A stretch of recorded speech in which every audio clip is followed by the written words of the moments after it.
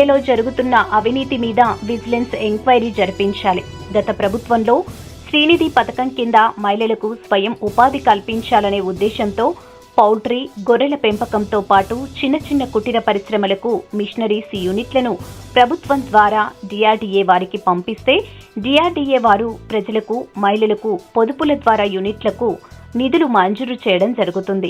ఈ యూనిట్లలో రాపూర్ మండలానికి సంబంధించి దాదాపు 50 మంది మహిళలకు గొర్రెల యూనిట్లో మంజూరు పేరుతో DRDA అధికారుల యొక్క పాత్రతో కాంట్రాక్టర్ శ్రీనివాస్ అనే వ్యక్తి 25 లక్షల రూపాయలు ఏ విధమైన ఒప్పంద పత్రం లేకుండానే డ్రా చేయడం జరిగింది. దీని మీద విజిలెన్స్ ఎంక్వైరీ వేసి విచారణ జరపాలని సిపిఐ నాయకులు డిమాండ్ చేశారు. ఈ కార్యక్రమంలో సిపిఐ జిల్లా సమితి సభ్యులు వాటంబేటి టి నాగేంద్ర, లీలా మోహన్, శ్రీనివాసులు, లక్ష్మయ్య, సునీల్ తదితరులు పాల్గొన్నారు. పాషా దీక్షకు NRI సందీప్ కువైట్లో సివిల్ ఇంజనీర్ గా చేస్తున్నారు. దీక్షకు ఆయన మద్దతిస్తున్నారు.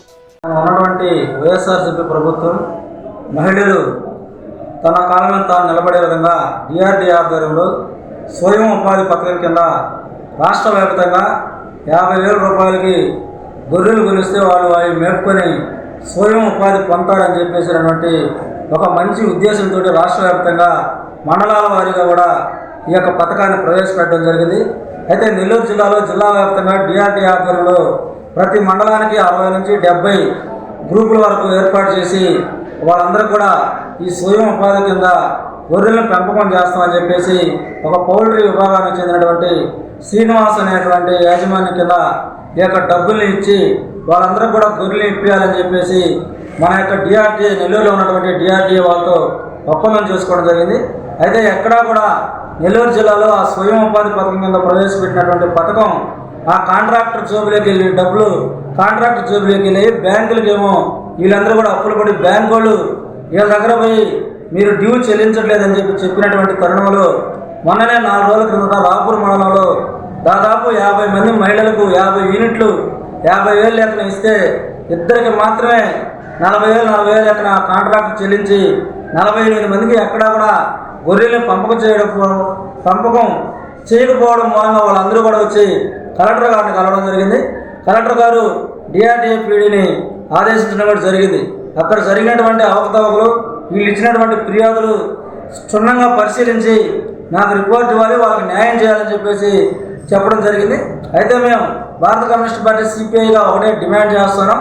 సాంబశివారెడ్డి గారిని ఒక పత్రికా మిత్రుడు కూడా తన ఎవరిని అడిగితే నాకేమీ తెలియదు పరిశీలిస్తామని చెప్పేసి చెప్పడం అంటే DRDA పీడీ ఎంత డ్యూటీ ఏ విధంగా చేస్తారో తన పర్యవేక్షణ ఏ విధంగా ఉందో ఆయన హయాంలో జరిగినటువంటి పథకాలు కూడా నాకు ఏం తెలియదు పరిశీలిస్తామని చెప్పడం అంటే సాంబశివారెడ్డి గారి మీద కూడా కలెక్టర్ గారు తక్షణం విచారించి జిల్లాలో ఎన్ని యూనిట్లు మంజూరయ్యాయి, ఎంతమందికి ప్రభుత్వం నుంచి వచ్చినటువంటి స్వయం ఉపాధి పథకం లబ్ధి చేకూరిందో శ్వేతపత్రం విడుదల చేయాలని చెప్పేసి DRDA పీడీని మేము డిమాండ్ చేస్తా ఉన్నాం. తక్షణం జరిగినటువంటి అవినీతిలో పాత్రదారులు ఎవరెవరో వాళ్ళందరినీ కూడా సస్పెండ్ చేయాలి. కాంట్రాక్టర్ శ్రీనివాస్ ఎవరైతే ఉన్నారో వారి మీద క్రిమినల్ కేసులు నమోదు చేసి శాశ్వతంగా అతనికి మళ్ళీ అటువంటి ఇవ్వకుండా సృష్టించే విధంగా గవర్నమెంట్ చర్యలు తీసుకోవాలని చెప్పేసి సిపిఐగా మేము డిమాండ్ చేస్తా ఉన్నాం. గత ప్రభుత్వంలో ఆర్థికంగా వెనుకబడితనంలో ఉన్నటువంటి స్త్రీలను స్వయంగా వారి కుటుంబ పోషణ స్త్రీల ద్వారా స్వయం ఉపాధిలు కల్పించి వీళ్ళని మరింత ముందుకు తీసుకెళ్ళాలి, వీళ్ళ కుటుంబాన్ని మరింత అభివృద్ధి చేయాలనే సంకల్పంతో గత ప్రభుత్వం శ్రీనిధి అనేది అనేక ఇతర స్త్రీలకు ఉపయోగపడే కార్యక్రమాల్ని ఏర్పాటు చేయడం జరిగింది.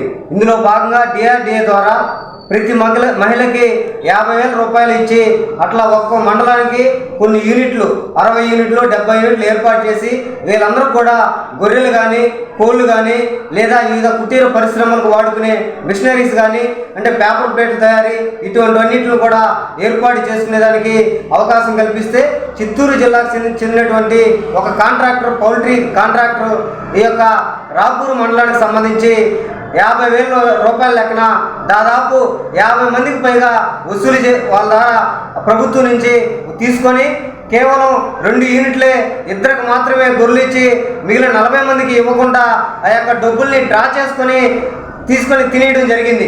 ఇదేమని ఆ యొక్క మహిళలు ప్రశ్నిస్తే మహిళల్ని బెదిరింపులకు గురి చేయడం, ప్రధానంగా మనం చూస్తే మహిళలకు సంబంధించినటువంటి ఈ బిల్లులో మహిళలు తెలియకుండానే డిఆర్డీఏ అధికారుల ద్వారా పరోక్షంగా ప్రత్యక్షంగానే ఈ కాంట్రాక్టర్ శ్రీనివాస్కి 25 లక్షల రూపాయలని చెల్లించడం జరిగింది.